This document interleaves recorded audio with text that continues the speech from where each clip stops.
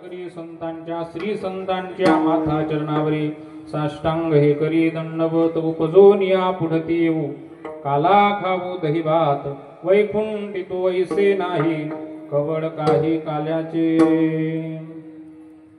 प्रस्तुत प्राप्त प्रसंगी प्राप्त स्थळी कीर्तन रूपी सेविकर्ता निवडलेला अभंग जगतवंद्य जगद्गुरु नवे नवे हिंदवी स्वराज्याचे संस्थापक छत्रपती शिवाजी महाराजांचे गुरु पंचम वेदाचे प्रणेते वारकरी संप्रदायाचे कडसंत मान्य संत जगमान्य संत देवमान्य संत शसणारे महाराष्ट्र भूषण श्रीमंत श्री जगद्गुरु तुकोबाराय यांचा चार चरणाचा आणि काल्या प्रसंगातील असा अभंग प्रस्तुत चिंतन रूपी सेवेकरता निवडला। विठ्ठल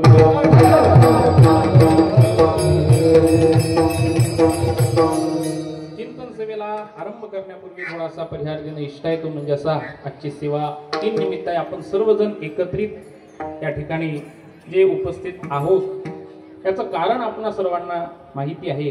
हरिभक्ती पारायण गुरुवर्य वैकुंठवासी शिवरामजी महाराज पवार यांच्या पुण्यतिथी महोत्सवाच्या निमित्ताने तथा कार्तिकी सोहळ्याच्या निमित्ताने अनेक गावावरून वारकरी मंडळी काही पायदळ दिंडी सोहळा घेऊन आले असतील, काही आजच्या दिवसाला आले असतील, पण शिवराम महाराजांच्या प्रेमापोटी महाराजांवर असणारी श्रद्धा निष्ठा आणि ही सर्व वारकरी मंडळी या वरुड चौका नगरीमध्ये आपण उपस्थित झालात आणि खऱ्या अर्थाने मला तरी असं वाटतं आजचा दिवस हा पारमार्थिक दृष्ट्या आपल्याकरता दिवाळीचा आहे।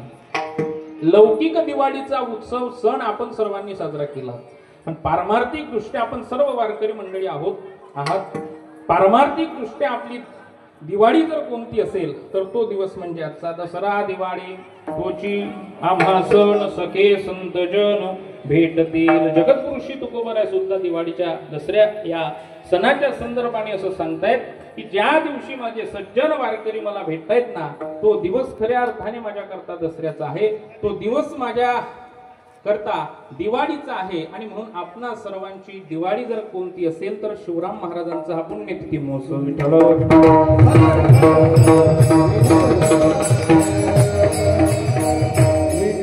आणि या कार्तिक सोहळ्याच्या निमित्ताने आपण सर्व वारकरी मंडळी या ठिकाणी उपस्थित आहात। खरं तर मी माझा अधिकार आजच्या या कीर्तन सेवेचा नाही, आपण सर्व बहुश्रुत मंडळी माझ्या समोर बसलात, सर्व पारमार्थिक जाणकार श्रोते मंडळी आहात, गुरुवर्य शिवराम महाराजांवर अफाट श्रद्धा निष्ठा असणारी आपण सर्व मंडळी आहात। माझ्या समोर बसलेले सर्व गुरुवर्य शिवराम महाराज यांच्या परंपरेतील ज्येष्ठ श्रेष्ठ कीर्तनकार मंडळी आहेत, सर्व गुरुबंधू मंडळी आहेत आणि आपणा सर्वांच्या समोर माझ्यासारख्या पामराने काय बोलावं, पण आजच्या कीर्तन सेवेचा अधिकार म्हणा किंवा सेवा ज्यांची होती असे आमचे हरिभक्ती पारायण गुरुवर्य दामोदर मामा नरोकार, पण मामांची प्रकृती थोडी अस्वस्थ असल्या कारणाने ते येऊ शकले नाहीत आणि म्हणून त्यांच्या आज्ञेने गुरुवर्यांच्या आज्ञेने या पवार परिवारांच्या आज्ञेने आजची ही सेवा माझ्या वाटेला आलेली आहे। खरं तर अनेक वेळेला बोलत असताना असं होतंय, प्रातस्मरणीय वैकुंठवासी ज्यांना काव्यतीर्थ म्हणतायत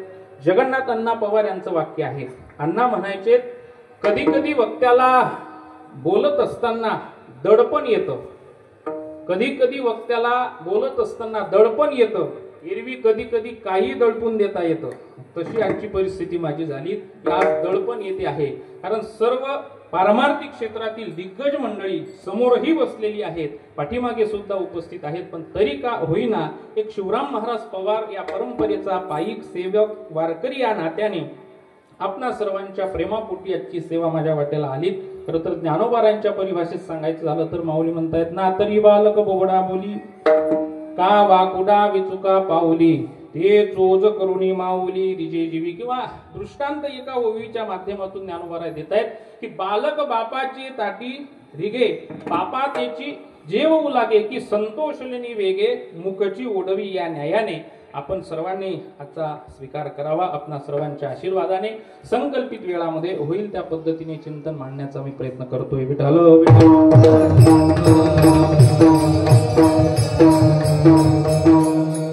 आज शिवराम महाराजांचा हा पुण्यतिथी महोत्सवाचा दिवस आहे। आजचा दिवस आपणा सर्वांकरता अतिशय महत्वाचा आहे।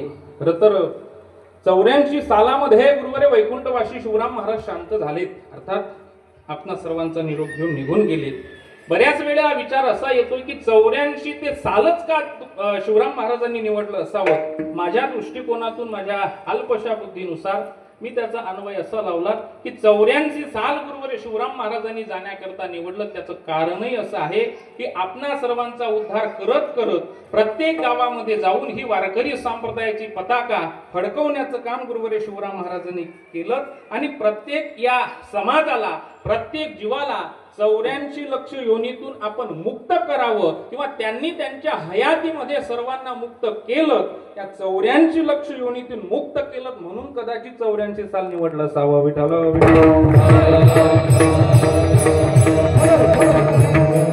खरं तर आपण महत् भाग्यवान आहोत महाराज की अशा या दिव्य परंपरेमध्ये आपण जन्माला आलो. कारण वैकुंठवासी शिवराम महाराज पवार यांची परंपरा म्हणजे निष्ठावानांची परंपरा आहे. मी नेहमीच सांगत असतो, अनेक मोठ्या वक्त्यांच्या मुखारविंदातून ऐकलं की परंपरा ह्या विद्वानांनी नाही सांभाळल्यात महाराज. परंपरा जर चालवल्या असतील, परंपरा जर सांभाळल्या असतील, ह्या निष्ठावानांनी सांभाळल्यात. आणि हेही स्वाभिमानपूर्वक सांगितलं पाहिजे की गुरुवर शिवराम महाराज पवार यांच्या परंपरेमध्ये एखाद्या वेळेला विद्वान कमी दिसतील, नाहीत असं मला म्हणता येणार नाही. आज विद्वान सुद्धा महाराजांच्या आशीर्वादाने अनेक झालेत. फार मोठमोठे कीर्तनकार महाराजांच्या परंपरेमध्ये या प्रणालीतील झालेत. त्याचं कारण महाराजांची कृपा आहे. तर परीक्षण करत असताना एखाद्या वेळेला विद्वानांची संख्या महाराजांच्या परंपरेमध्ये कदाचित कमी दिसेल, पण एकही व्यक्ती असा नाही महाराजांच्या परंपरेमधला की जो निष्ठावान नसेल. म्हणजे महाराजांची परंपरा ही निष्ठावानांची परंपरा आहे. विठ्ठल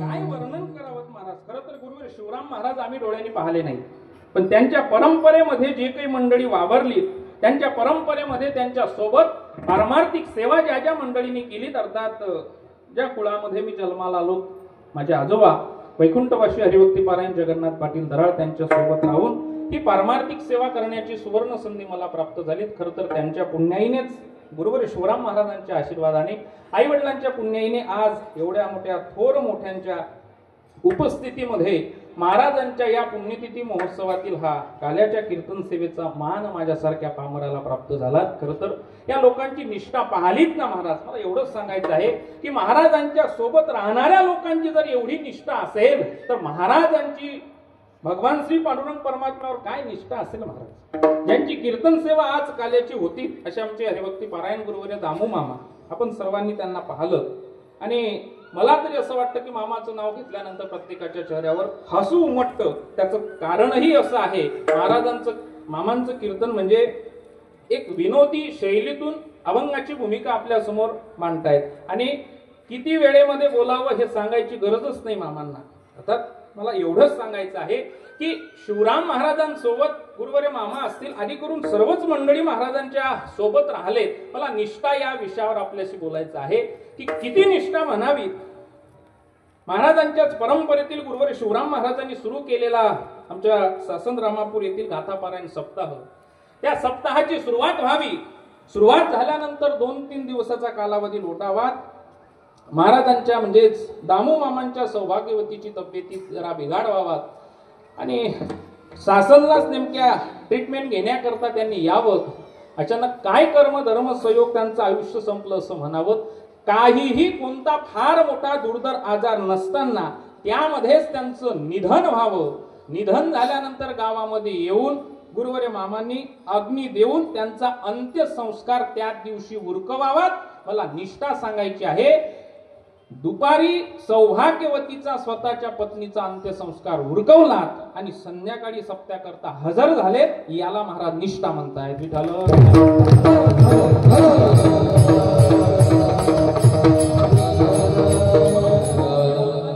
महाराज ही परंपरा निष्ठावानांची आहे आणि परंपरा तशीही जर टिकवली असेल, विद्वानांनी नाही तर निष्ठावानांनी टिकवली.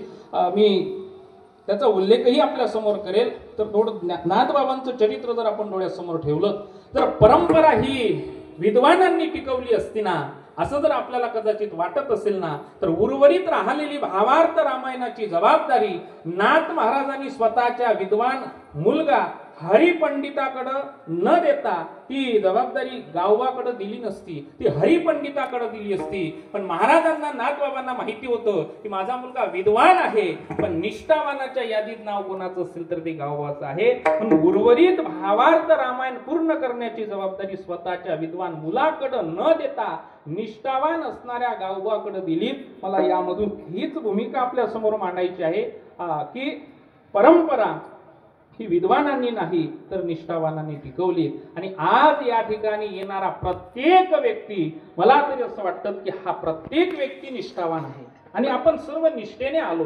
आपण सर्व श्रद्धेने प्रेमाने गुरुवर शिवराम महाराजांच्या या उत्सवाकरता आलो. अनेक वारकरी पायदळ दिंडी सोहळे घेऊन या ठिकाणी उपस्थित झाला.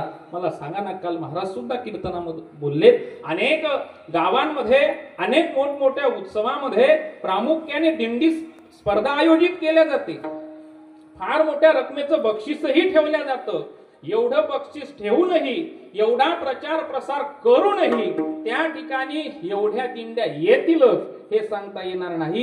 पण गुरुवर शिवराम महाराजांच्या निष्ठेपोटी ही सर्व मंडळी विना मानधनाने, गायनाचार्य असतील, उत्कृष्ट मृदंगाचार्य असतील, फार ज्येष्ठ कीर्तनकार असतील, भागवतकार, रामायणाचार्य असतील, ही सर्व मंडळी या ठिकाणी जी येते ना, हे महाराजांवर निष्ठा आहे म्हणून येते. अशी ही गुरुवर्य शिवराम महाराजांची महाराज दिव्य परंपरा आहे.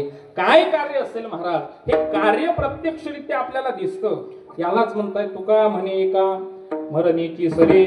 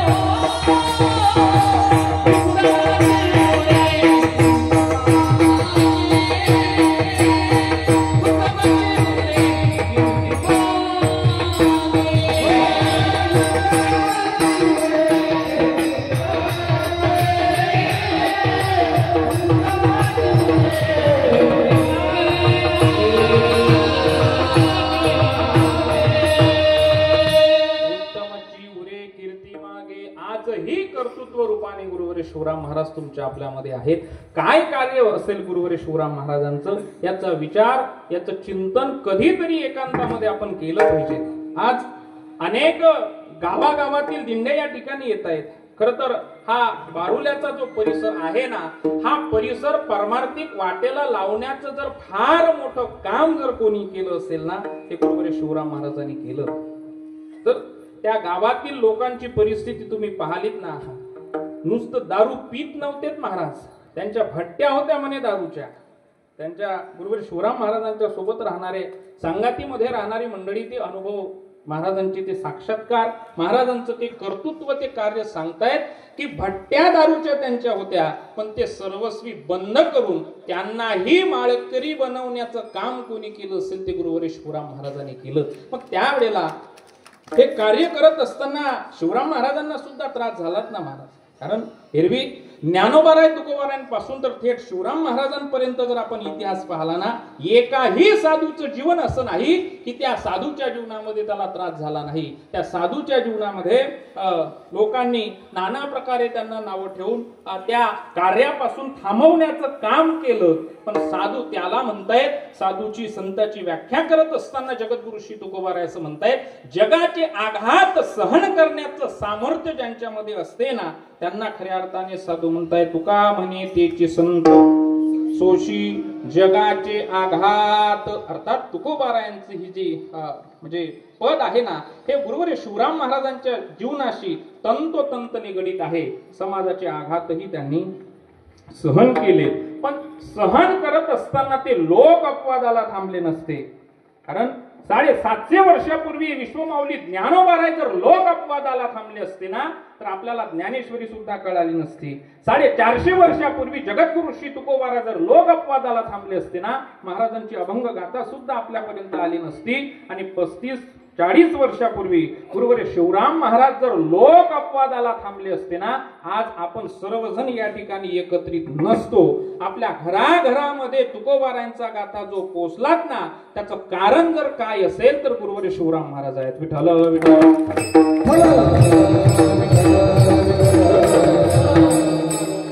काय क्रांती आहे, काय क्रांती आहे गुरुवर्य शिवराम महाराजांची असा विषय किंवा असा एखाद्या वेळेला विषय निघत असेल सध्याच्या काळामधील सुशिक्षितांना आपण सांगितलं पाहिजे की फार मोठं योगदान गुरुवर्य शिवराम महाराजांचे आहे.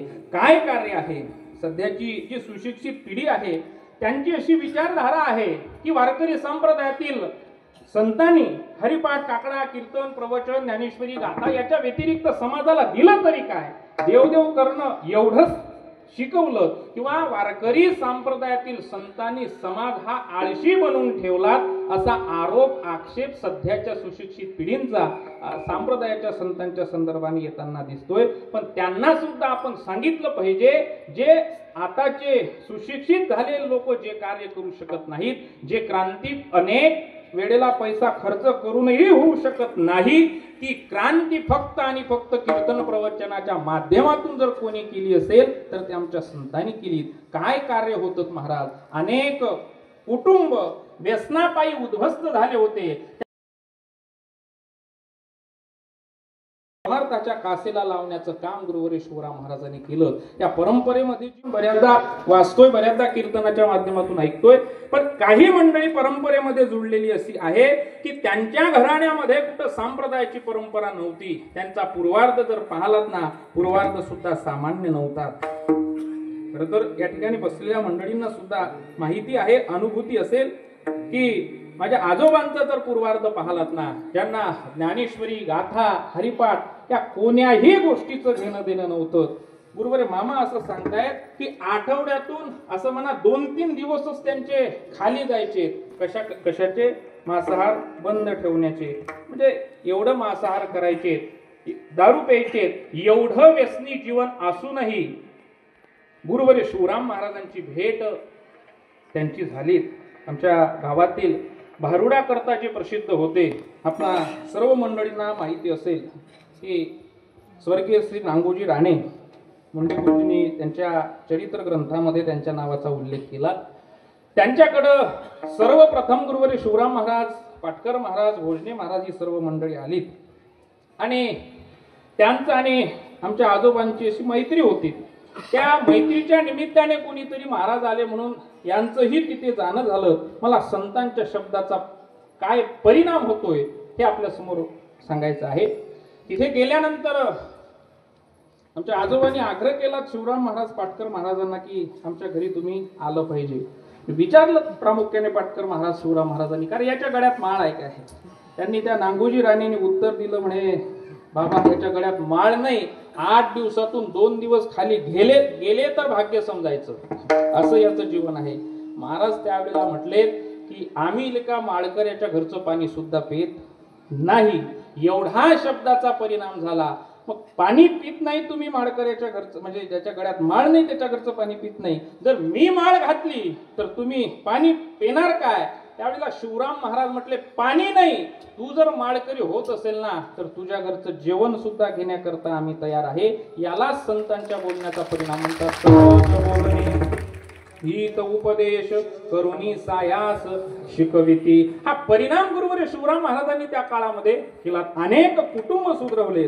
आज आम्हीही समाजामध्ये फिरतोय, रात्रंदिवस कीर्तन करूनही आमच्या वक्तृत्वाने परिवर्तन होतच असेल असं सांगता येत नाही. पण शिवराम महाराज, पाटकर महाराज, भोजने महाराज या महात्म्यांच्या त्या वक्तृत्वाने किंवा त्यांनी केलेल्या मार्गदर्शनाने कुटुंब सुधारलं असं म्हणत नाही, अख्खे गावाच्या गाव सुधारले. ही क्रांती 35 वर्षापूर्वी शिवराम महाराजांनी केली.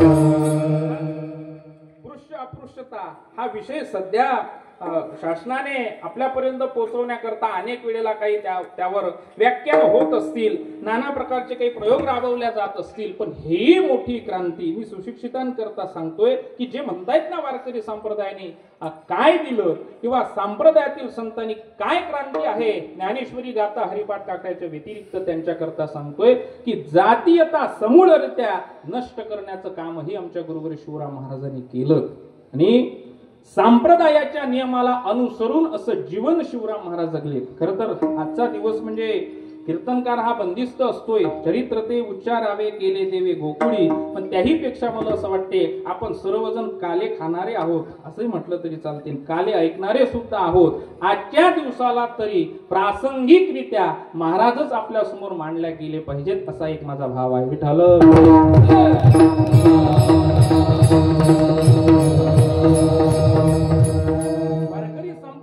तत्वज्ञानामध्ये अनेक प्रमाण आपल्याला सापडत आहेत. ज्ञानोबारायांच्या ओव्या सुद्धा आपल्या डोळ्यासमोर आपल्याला म्हणजे वाचण्याकरता मिळत आहेत किंवा वाचतो सुद्धा आपण. पण मला असं वाटतं की तुकोबारायांचे ते काही अभंग, ज्ञानोबारायांच्या त्या ओव्या एखाद्या वेळेला म्हणण्याकरता जरी सोप्या वाटत असतील ना, पण प्रत्यक्षरित्या आचरणामध्ये आणण्याकरता फार अवघड आहे. पण त्या अभंगाला अनुसरून जीवन गुरुवर्य शिवराम महाराजांचं आहे. ज्ञानोबारायचं वर्णन करतात. पूज्यता डोळा न देखावी, स्वकीर्ती कानी नाही कावी, मी अमुका ऐसे व्हावे सेची लोका. अर्थात ही जी ज्ञानोबारायांची ओवी आहे ना, या ओवीला अनुसरून ही ओवी म्हणत असताना सोपं वाटते. सांगणारा म्हणजे मी म्हणत असेल, सांगता येत असेल मला उत्कृष्टरित्या मी तुम्हाला सांगेल, पण त्याचं आचरण करण्याकरता मी योग्य नाही. पण त्या ओवीला अनुसरून जीवन जर कोण जगलं असेल, आमचे गुरुवर्य शिवराम महाराज जगले. पूज्यता, स्वकीर्ती ह्या सर्व गोष्टीच्या फार पलीकडे असं ज्यांचं जीवन होतं. संप्रदायाच्या दृष्टिकोनातून आणखी महत्वाचा विषय असा की शांतीब्रह्म एकनाथ महाराज एक विषय आपल्या समोर मांडतायत. महाराज म्हणतायत पंक्ती भेदकाचे मरतील पोरे. नाथ महाराज म्हणतात संप्रदायाच्या दृष्टीने संप्रदायामध्ये वावरणाऱ्या व्यक्तीला पंक्तीभेद हा संप्रदायाच्या दृष्टिकोनातून त्याला मान्यता नाही. पण त्यानुसार जीवन जगणारा महात्मा मला तरी असं वाटतं आमचे गुरुवर्य शिवराम महाराज आहेत. इतर नाहीत असं मला म्हणता येणार नाही. पण महाराजांचं जीवन हे जुन्या लोकांच्या मुखातून ऐकलं, काही चरित्राच्या संदर्भातून वाचल्या गेलं आणि काही अनुभव प्रत्यक्षरित्या म्हणजे पाहायला सुद्धा म्हणजे जुन्या लोकांच्या सोबत राहत असताना पाहायला सुद्धा मिळाले. मी प्रसंग सुद्धा सांगून जाईल जेणेकरून काही नवीन जी मंडळी आहे त्यांच्या माहिती करता हे गरजेचं सुद्धा आहे की काय कार्य होतं शिवराम महाराजांचं. मला आठवतं आमच्या गावातील वार्षिक गाथापारायण सप्ताह जानेवारी महिन्याच्या कालावधीमध्ये मकर संक्रांतचा तो सण दर 3 वर्षाने प्रामुख्याने येतोय. एका गरीब कुटुंबातील व्यक्तीकडे त्या मकर संक्रांतच्या सणाच्या दिवसची ती पंगत आली होती. मला पंक्तीभेद आपल्या समोर सांगायचं आहे की कसं जीवन जगलेत, कशी परमार्थाची भूमिका आपल्या समोर मांडण्याचा प्रयत्न किंवा कर्तृत्व शिवराम महाराजांनी केलं. आणि त्या काळामध्ये तो काळ महाराज आजही काही जुने लोक त्याचे सर्व साक्षीदार आहेत. त्यावेळेला साखरला विशेष महत्व होतं. साखर महाग होती, गुड जरा स्वस्त होतात आणि म्हणून त्या घरमालकाने आता फार मोठा सण आहे, त्यातल्या त्यात वारकरी आपल्याकडे आहेत, महाराज आपल्याकडे येणार आहेत, म्हणून पुरणपोळीचं जेवण आपण दिलं पाहिजे. मग काही पुरणपोळ्या केल्यात साखरेच्या आणि काही पुरणपोळ्या बनवल्यात गुळाच्या. ज्या गुळाच्या पुरणपोळ्या बनवल्यात त्याचा कलर आला पिवळा आणि साखरेच्या ज्या पुरणपोळ्या होत्या त्याचा कलर माहितीच आहे. पंगत बसलीत महाराज. विषय म्हणजे घरमालकाचं असं म्हणणं होतं की जी महाराज मंडळी आहे त्यांच्याकरता आपण साखरेच्या पुरणपोळ्या जेवण्याकरता त्यांना देऊ आणि गावातल्या इतर लोकांकरता जे की सामान्य पारायणातील मंडळी आहे त्यांच्याकरता आपण ही गुळाची पुरणपोळी त्यांना देऊ. बसलीत महाराज पंगत. हे की कोण्या पोथीतील नाही बरं का, हे पुराणातलंही नाही, हे प्रत्यक्षरित्या शिवराम महाराजांच्या जीवनातील अनुभव आहे. पंगत बसली, हरे राम चालू झालं. अंगारी सुद्धा आलीत, वैश्वदेव सुद्धा केला. बस पुंडलिक वरदा म्हणून आता जेवणाकरता सुरुवात करा. महाराज म्हटले एकही घास कोणी घेणार नाही. तर महाराजांसमोर कोण बोलणार. महाराज सर्व स्तब्ध झालेत, शांत झालेत की झालं तरी काय असावं. सर्व शांत झालं. महाराज म्हटले, घरमालक कोण आहे? बोलवलं घरमालकाला. हा प्रकार काय आहे? आम्ही महाराज आहेत म्हणून आम्हाला तुम्ही आतमध्ये जेवण्याकरता बसवलं. काही मंडळी बाहेर बसवली, त्याबद्दल काही माझं मत नाही, पण पदार्थामध्ये मला भिन्नता दिसते. आमच्या पत्रवाडीमध्ये जी पोळी आहे, या पोळीचा कलर वेगळा आहे. बाहेर बसलेली जी काही सामान्य मंडळी आहे, त्यांच्या पत्रवाडीतील पोळीचा कलर वेगळा दिसते. ही भिन्नता कशाची आहे? हा विषय तुम्ही माझ्यासमोर सांगितल्याशिवाय आम्ही कोणीही जेवणाकरता तयार होणार नाही, असं कडक भाषेमध्ये शिवराम महाराजांनी सांगितल्यानंतर घर मालकाने अति नम्रतापूर्वक हात जोडून गुरुवरे महाराजांना सांगितलं. म्हटले, बाबा, ही गावातली मंडळी पारायण करणारी आहे म्हणून त्यांच्याकरता गुळाच्या पुरणपोळ्या आहेत, आणि तुम्ही महाराज लोक असल्यामुळे ह्या म्हणजे साखरेच्या पुरणपोळ्या तुमच्याकरता केल्या. महाराज म्हटले, आम्ही महाराज आहो म्हणून काय फार वेगळे आहो काय त्यांच्यापेक्षा? तुम्हाला जर आम्ही जेवावं असं वाटत असेल ना, महाराज म्हटले, आताच्या आता आमच्या पत्रवाडीवरच्या ह्या पुरणपोळ्या उचला आणि सामूहिकरित्या सर्वांना पुरतील अर्ध्या अर्ध्या करून वाढा, आणि त्यांच्याकरता ज्या केलेल्या आहेत ना त्या आमच्या पत्रवाडीवर वाळा, तरच आम्ही घास घेऊ. म्हणजे पंक्ती भेद समूळरित्या निरसन करण्याचं फार मोठं महान कार्य गुरुवर शिवराम महाराजांनी केलं. विठ्ठल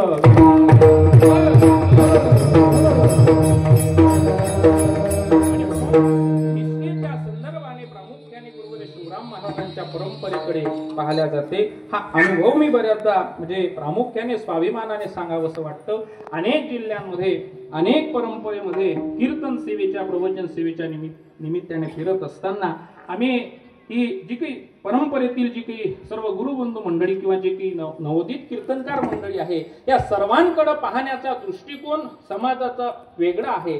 का वेगळा आहे? त्याच्याकरता तो कीर्तनकार मोठा आहे म्हणून नाही, त्याची वक्तृत्व शैली मोठी आहे म्हणूनही नाही, तो श्रीमंत आहे म्हणूनही नाही. त्याच्याकडे नम्रतेने समाज जो झुकतोय ना, त्याचं कारण शिवराम महाराजांच्या परंपरेमध्ये आपण जन्माला आलो, महाराजांच्या परंपरेचं पायी तत्व स्वीकारलं म्हणून हा मान सन्मान आपल्याकरता आहे. आज या ठिकाणी जे आपण आलोत ना, हे कोणी एखाद्या प्रतिष्ठित व्यक्ती करता नाही, कोण्या श्रीमंता करता नाही, किंवा कोणी निमंत्रण दिलत म्हणून आलो नाही. आज आलोत ना ते गुरुवर शिवराम महाराजांकरता आलोत, आणि म्हणून आज निष्ठेने या ठिकाणी आपण सर्व वारकरी मंडळी येत आहात. ही गुरुवर शिवराम महाराजांची कृपा आहे. आणि मला खरं तर उपदेश करण्याची माझी योग्यता नाही, उपदेश करण्याचा माझा अधिकारही नाही पात्रताईने, तरी सुद्धा सांगावंसं वाटतं.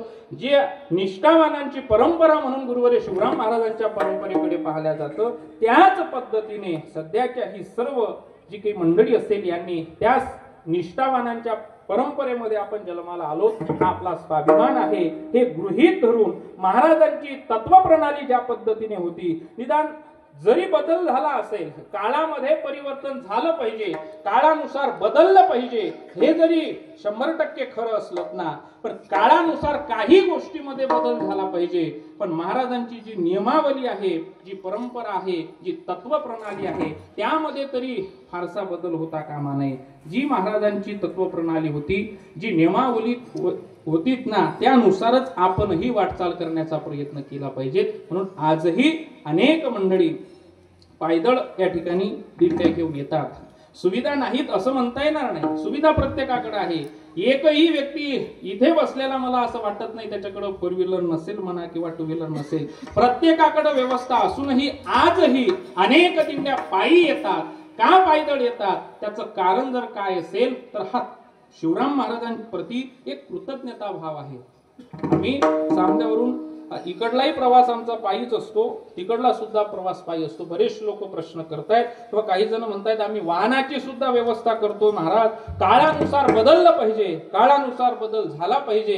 पण त्यांना मला एवढंच सांगावंसं वाटते की गुरुवर शिवराम महाराजांचे तुम्हा आपल्यावर एवढे उपकार आहेत, एवढे उपकार आहेत की गुरुवर शिवराम महाराज जर झाले नसते ना, आपल्याला वारकरी संप्रदाय सुद्धा कळाला नसता. वारकरी संप्रदाय जो कळाला ना, तो शिवराम महाराज, बोलणे महाराज, पाटकर महाराज या संतांमुळे आपल्याला कळाला. मग एवढे अगणित त्यांचे उपकार आहेत की काय द्यावे त्याशी व्हावे.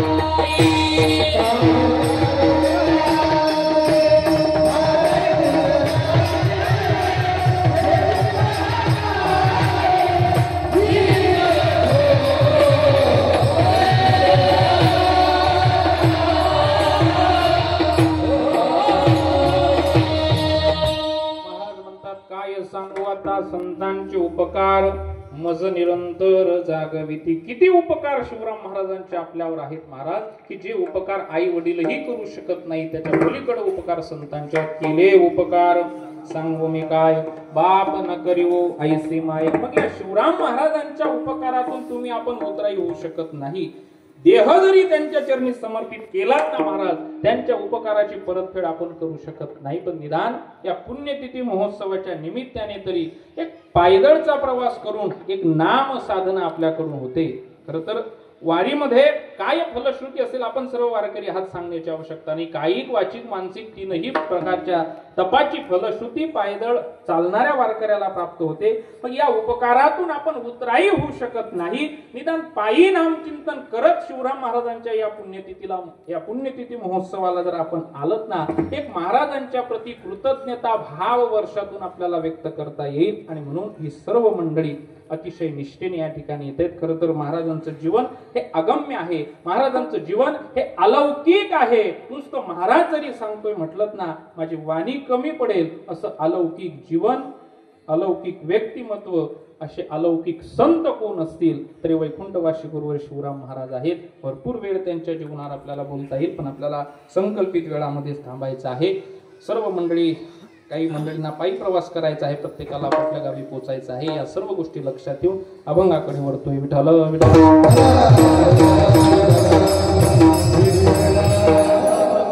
जगद्गुरु श्री तुकोबारा यांचा आहे. आणि जगद्गुरु श्री तुकोबारा या अभंगामधून पुन्हा या मृत्यू लोकामध्ये येण्याची अपेक्षा करतायत. खरं तर प्रश्न जगद्गुरु श्री तुकोबारा यांना निर्माण करावा असा वाटतो की महाराज तुम्ही इथे पुन्हा येतोय म्हणता, कशा करता येतो म्हणता. महाराज म्हणतात त्याचं कारण एकच आहे. अभंगाच्या प्रथम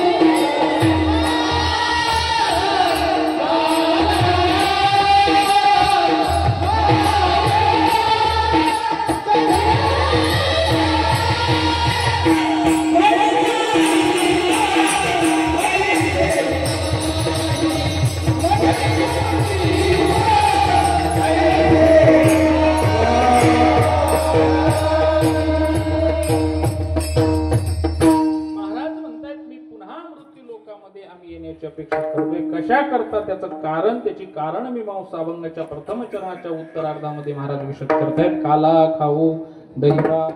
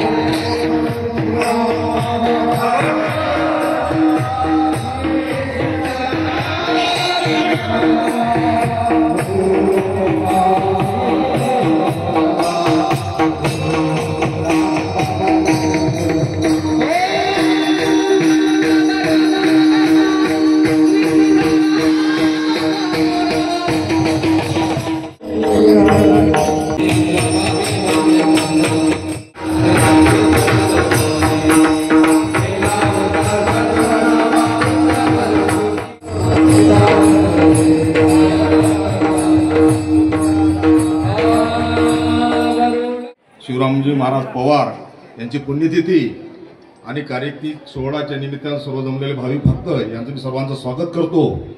आपल्या विभागाचे आमदार रणधीरभाऊ सावरकर यांचे स्वागत होत असताना आपल्याला या पेंडाच्या पाठीमागे 1 लाख नाही, 2 लाख नाही, 3 लाख नाही, अवघे 1 कोटी रुपये रणधीरभाऊंनी या मंदिरासाठी दिले।